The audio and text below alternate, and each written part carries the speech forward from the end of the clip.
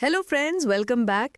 आज हम बात करेंगे एक इम्पॉर्टेंट हिस्टोरिकल टॉपिक पर 1857 का एक्ट्स ऑफ इनकॉर्पोरेशन, जिसके थ्रू इंडिया की पहली मॉडर्न यूनिवर्सिटीज़ इस्टेब्लिश की गई थीं, कैलकाटा, बॉम्बे और मद्रास।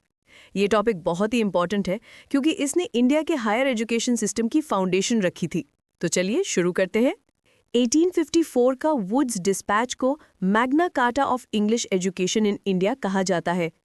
इस डिस्पैच ने रेकमेंड किया था कि इंडिया में यूनिवर्सिटीज बनाई जाएं जो हायर एजुकेशन को प्रमोट करें।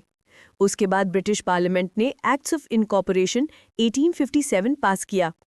इस एक्ट के अंडर 3 यूनिवर्सिटीज एस्टैब्लिश हुई। University of Calcutta 24 January 1857, university of Bombay 18 July 1857, university of Madras 5 September 1857। On the model of ये यूनिवर्सिटीज लंदन यूनिवर्सिटी के मॉडल पर बेस्ड थी।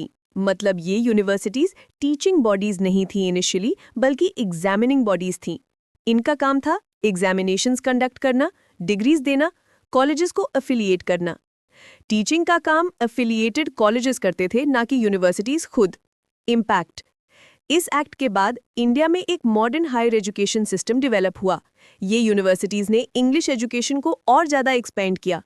ये कॉलोनियल पॉलिसी का पार्ट भी थी क्योंकि ब्रिटिश चाहते थे एक एजुकेटेड इंडियन क्लास बनाए जो उनके लिए एडमिनिस्ट्रेटिव और क्लरिकल जॉब्स कर सके।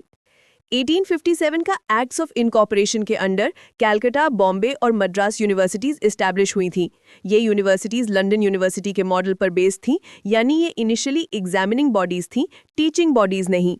सो फ्रेंड्स, आज हमने देखा कि 1857 का एक्ट्स ऑफ इनकॉर्पोरेशन कैसे इंडियन हायर एजुकेशन की फाउंडेशन बन गया और कैसे कैलकाटा, बॉम्बे और मद्रास यूनिवर्सिटीज लंदन मॉडल पर बेस्ड थी।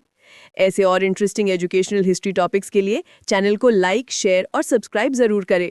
Thanks for watching.